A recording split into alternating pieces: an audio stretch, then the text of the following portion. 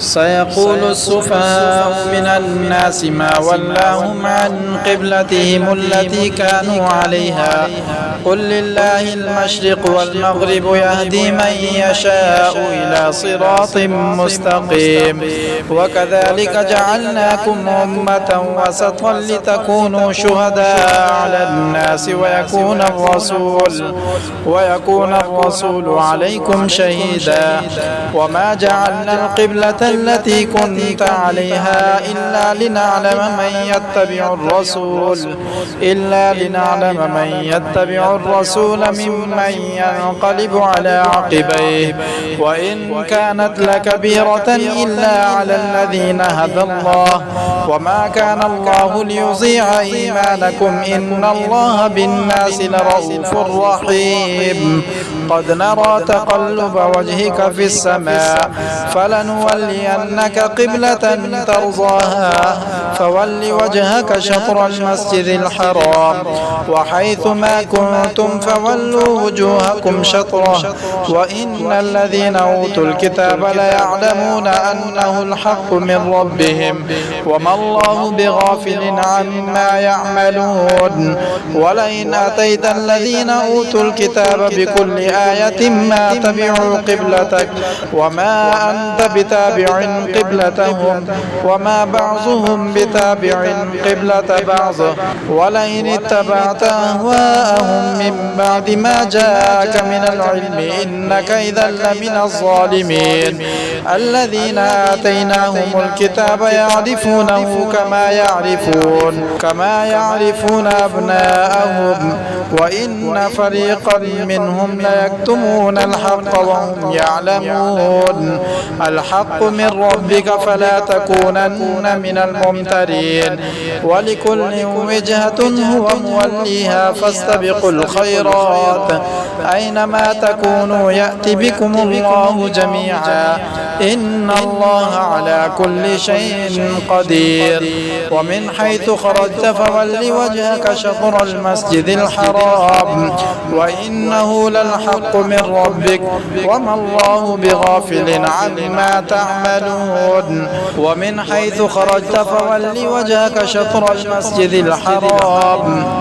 وحيث ما كنتم فولوا وجوهكم شطره لئلا يكون للناس عليكم حجة إلا الذين ظلموا منهم فلا تخشوهم واخشوني ولأتم نعمتي عليكم ولعلكم تهتدون كما أرسلنا فيكم رسولا منكم يتلو عليكم آياتنا ويزكيكم ويعلمكم الكتاب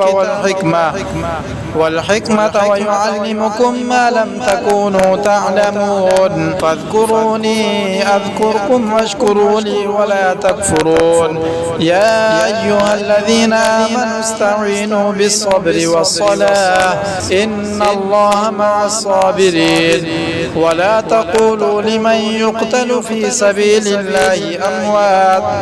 بل أحياء ولكن لا تشعرون ولنبلونكم بشيء من الخوف والجوع ونقص من الأموال والأنفس والثمرات وبشر الصابرين الذين إذا أصابتهم مصيبة قالوا إنا لله وإنا إليه راجعون أولئك عليهم صلوات من ربهم ورحمة وأولئك هم المهتدون إن الصفا والمروة من شعائر الله فمن حج البيت أو اعتمر فلا جناح عليه أن يطوف بهما ومن تطوع خيرا فإن الله شاكر عليم إن الذين يكتمون ما أنزلنا من البينات والهدى من بعد ما بيناه للناس في الكتاب أولئك يلعنهم الله ويلعنهم اللاعنون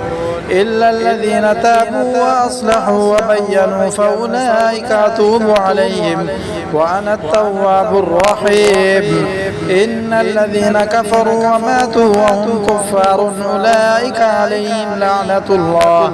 أولئك عليهم لعنة الله والملائكة والناس أجمعين خالدين فيها لا يخفف عنهم العذاب ولا هم ينظرون وإلهكم إله واحد لا إله إلا هو الرحمن الرحيم إن في خلق السماوات والأرض واختلاف الليل والنهار والفلك التي تجري في البحر بما ينفع الناس وما أنزل الله من السماء من ماء فأحيا به الأرض بعد موتها وبث فيها من كل دابة وتصريف الرياح والسحاب المسخر بين السماء والأرض لآيات لقوم يعقلون ومن الناس من يتخذ من دون الله أندادا يحبونهم كحب الله والذين آمنوا أشد حبا لله ولو يرى الذين ظلموا إذ يرون العذاب أن القوة لله جميعا وأن الله شديد العذاب إذ تبرأ الذين اتبعوا من الذين اتبعوا ورأوا العذاب وتقطعت بهم الأسباب وقال الذين اتبعوا لو أن لنا كرة فنتبرأ منهم كما تبرأوا منا كذلك يريهم الله أعمالهم حسرات عليهم وما هم بخارجين من النار يا أيها الناس كلوا مما في الأرض حلالا طيبا ولا تتبعوا خطوات الشيطان إنه لكم عدو مبين إنما يأمركم بالسوء والفحشاء وأن تقولوا على الله ما لا تعلمون وإذا قيل لهم اتبعوا